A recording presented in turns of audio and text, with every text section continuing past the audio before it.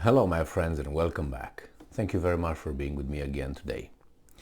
Zaporozhye Nuclear Power Plant was shelled again, and it was not shelled by the ones that have control of it. Obviously it was by the ones who don't have control of it, and that's the most likely scenario.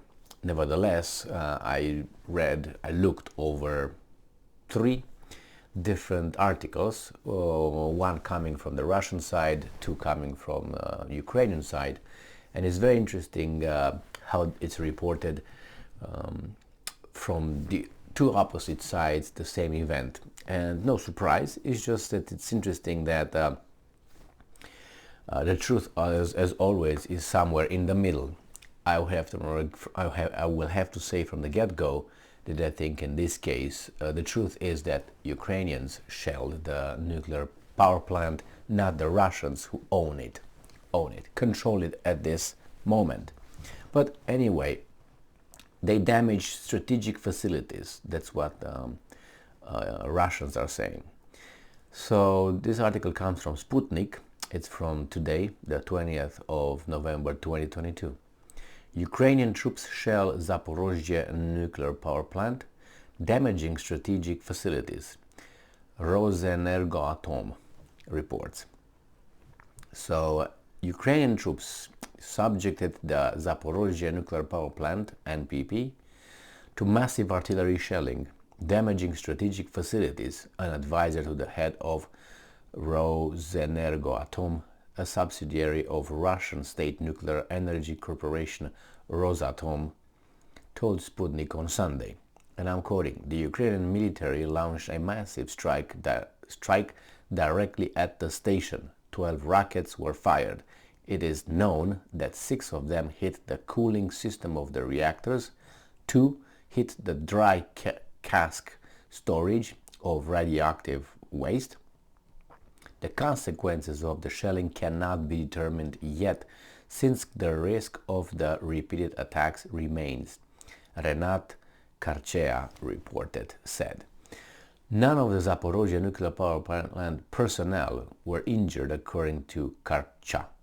Located on the left bank of the Dnieper River, the Zaporozhye Nuclear Power Plant is the largest nuclear power plant in Europe by number of units and output.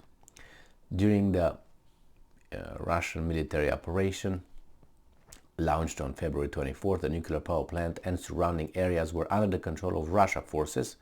Well, they got it in March 5th or something like this, and then they had it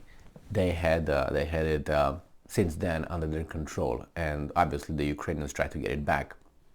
The IAEA tried to figure out what's going on over there. And obviously they are political. It's no doubt about that. But anyway, let's go and see how the Ukrainians are reporting the same incident. This article comes from Ukrinform, and I have one from Ukrinform and I have one from Ukrainska Pravda, both of them Ukrainian. These are the headlines, the titles. Explosions. Rock area of Zaporozhye Nuclear Power Plant damage not critical for nuclear safety. IAEA says that. Explosions. So that means we don't know who did it, which is fine. If you don't know, you don't know. It has powerful explosions rocket the area of Zaporozhye Nuclear Power Plant on Saturday evening and again on Sunday morning, further underlying the urgent need for measures to help prevent a nuclear accident around Zaporozhye Nuclear Power Plant. Director General Rafael Mariano Grossi of the International Atomic Energy Agency, IAEA, said in a statement published on the blah blah blah, and I'm quoting, in what appears to be renewed shelling both close to and at the site of Europe's largest nuclear power plant, IAEA experts at the Zaporozhye Nuclear Power Plant reported to agency headquarters that more than a dozen blasts were heard within a short period of time in the morning. And then the last paragraph is, the invaders placed military equipment and ammunition in the station, shelling the nearby area and the station itself. destroying power lines, causing a shutdown of power units, and blaming the Ukrainian armed forces for it. And the other one is from Ukrainska Pravda. More than a dozen blasts occur near Zaporozhye Nuclear Power Plant facility damaged. So then it says, experts at the plant reported to agency headquarters that more than a dozen blasts were heard within a short period of time in the morning local time. The IAEA team could also see some of the explosions from their windows. So, who did it? Well, let's see. Who's in charge of that? The Russians at this point, right? Why would they blow it up like that? To create a problem for the Ukrainians? Do the Ukrainians shell it? You see, the Russians are saying those guys try to shell us. These guys say, well, it's explosions. We don't know. We don't even say who, what, where. I mean, where, obviously, but not who did it. And they say, well, we should find a way to keep it safe. How? You kick the Russians out, you kick the Ukrainians out, or you kick the Russians out, you bring the Ukrainians in, somehow the Russians will not do anything about it, right? So they both want that. So you can't have it like, oh, the Americans or the Swiss were going to come and operate it, or at least be in control, and both sides will agree not to shell it or something, or have it under its control. That's not going to happen. That power plant is too important for both sides to be given to a third-party weasel coming in and taking over. I wouldn't do that whatsoever.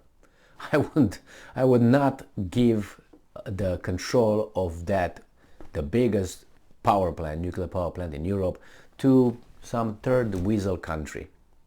No, it's mine, I got it. You get it, you get it. Now, obviously, how the Russians took it without blowing it up, I'm expecting the other ones to do the same thing if they really want. If not, they will blow it up. But at least we know who are the ones who want to take it back. Remember, if the Ukrainians were just don't do anything about it, and I'm not saying they should, there will be no explosions over there, would there? Now you can say, well, if the Russians would not be at the power plant, the same thing would be true. And that's true as well. But the circumstances are as they are. These guys got it, you guys want it. How are you going to get it? The Russians will not leave. They will not leave. So what are you going to do? They will not allow a third country, whatever, to come neutral, which is no neutral in this case, come and control it, and whatever, not operate it, but be in charge of it. And they think these guys are going to say, yeah, we're going to just part ways. No, the Ukrainians want it. The Ukrainians just want to make sure that the Russians are not there. And this is the first step. Dangerous? You bet. Accidents will happen. I'm very much inclined to think that someone is going to shell something, how should I put it, of importance in that, something critical at that power plant. And when that happens, then maybe some people will think, will look at the Ukrainian scuffle, war, operation a little bit differently. Why do I say that? Because right now is a very controlled war over there between Zimbabwe and Russia on the territory of Ukraine. But when this is going to get out of control, then they're going to realize, wait a second, it's going to affect more than we could control. And if you start this, then accidents of other kinds can occur. I expect it to be shelled at one point. That's my 80% probability I will give it. Possibility 100%. Possibility, because they can. And probability, I will give 80%. They will blow something up over there of major importance, something critical. Then we'll see, unfortunately. Thank you very much for being with me again today. Stay strong, stay smart, look for the truth, and be just.